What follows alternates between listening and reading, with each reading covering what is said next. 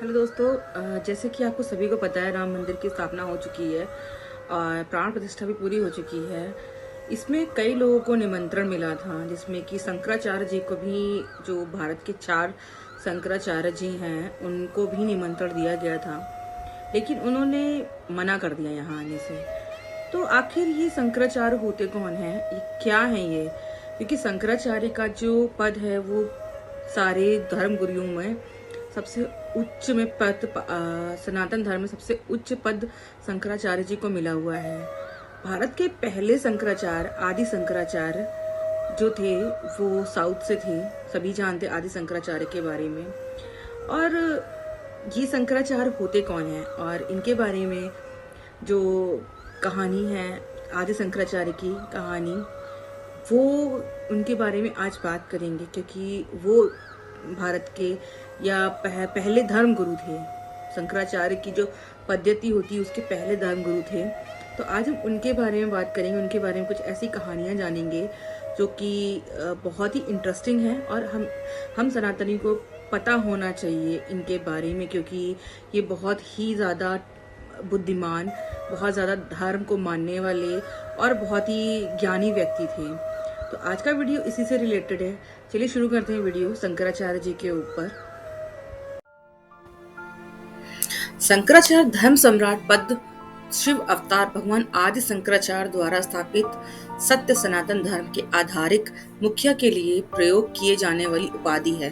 शंकराचार्य हिंदू धर्म में सर्वोच्च धर्म गुरु का पद है, जो कि बौद्ध धर्म में दलाई लामा एवं ईसाई रिलीजन में पोप की तरह मानव निर्मित नहीं, बल्कि स्वयं ईश्वर अवतार द्वारा स्थापित है। शंकराचार्य सभी वेदों और पुराणों के ज्ञाता होते हैं, जो मुख्य रूप से सनातन धर्म के प्रचार प्रसार करते हैं। वर्तमान में 4 शंकराचार्य हैं। पश्चिम में शारदा पीठ के शंकराचार्य सदानंद सरस्वती जी, उत्तर पीठ में ज्योतिष के शंकराचार्य अविमुक्तेश्वरानंद सरस्वती जी, पूर्व पीठ गोवर्धन के शंकराचार्य निश्चलानंद सरस्वती जी, दक्षिण पीठ के श्रृंगेरी के शंकराचार्य भारती तीर्थ जी।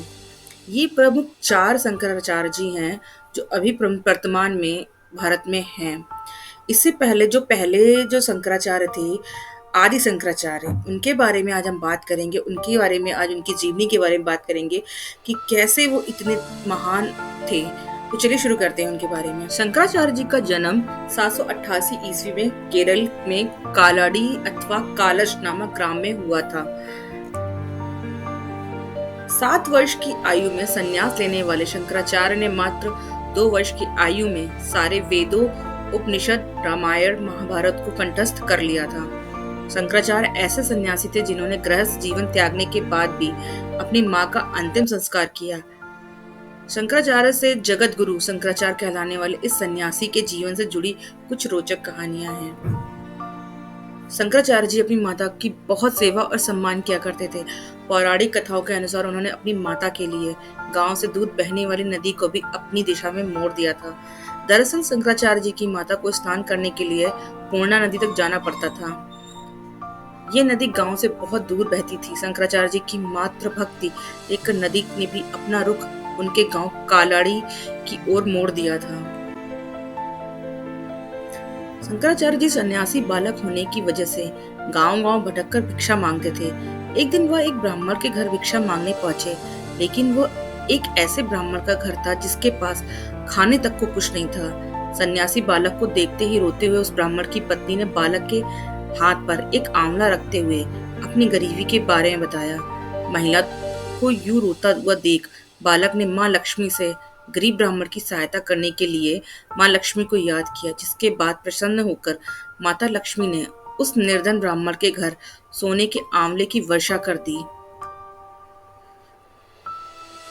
शंकराचार्य जी ने संन्यास लेते समय अपनी माँ को वचन दिया था कि वह अपने जीवन के अंतिम समय में उनके पास रहेंगे और खुद उनका दाह संस्कार भी करेंगे। अपनी माँ को दिए वचन को पूरा करने के लिए जब शंकराचार्य माँ के अंतिम समय में उनका दाह संस्कार करने गांव पहुंचे, तो लोगों ने ये कहकर उनका विरोध करना शुरू कर दिया कि सन्यासी व्यक्ति किसी का अंतिम संस्कार नहीं कर सकते हैं। लोगों के इस तर्क पर शंकराचार्य जी ने जवाब देते हुए कहा कि जब उन्होंने अपनी माँ को वचन दिया था तब वह सन्यासी नहीं थे।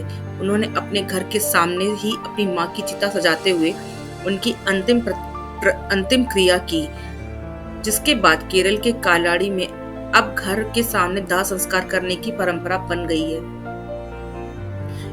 एक बार शंकराचार्य जी यात्रा करते हुए बिहार के मिथिला प्रदेश पहुंचे। यहाँ करीब 16 दिनों तक उन्होंने मंडन मिश्र के साथ शास्त्रास्त्र किए।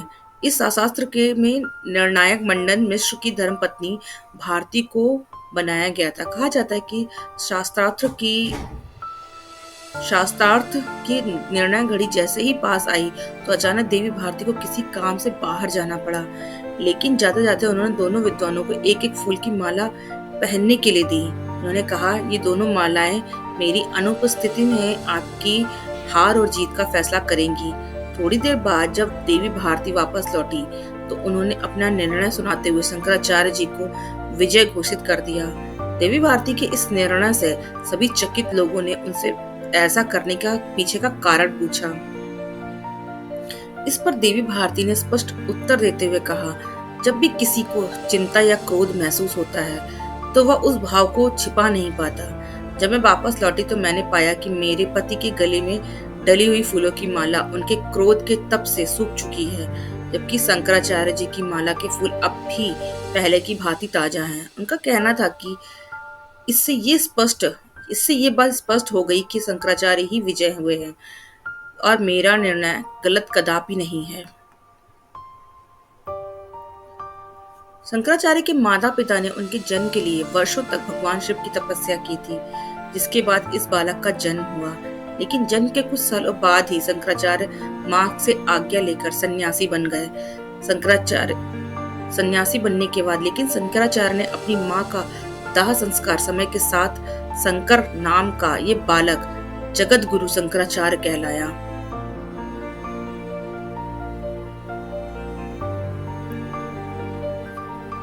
शंकराचार्य ने बचपन में ही वेदों का पूरा ज्ञान प्राप्त कर लिया था। उन्होंने मात्र 16 वर्ष की आयु में 100 से भी ज्यादा ग्रंथों की रचना की थी। अपनी माता से आज्ञा लेकर उन्होंने वैराग्य धारण किया। मात्र 32 साल की उम्र में केदारनाथ में उनकी मृत्यु हो गई।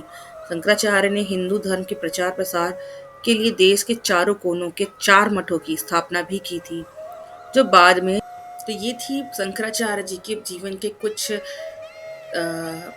जुड़े कुछ रोचक तथ्य जो मैंने आपको बताने की कोशिश की, अपने वीडियो में कवर करने की कोशिश की है।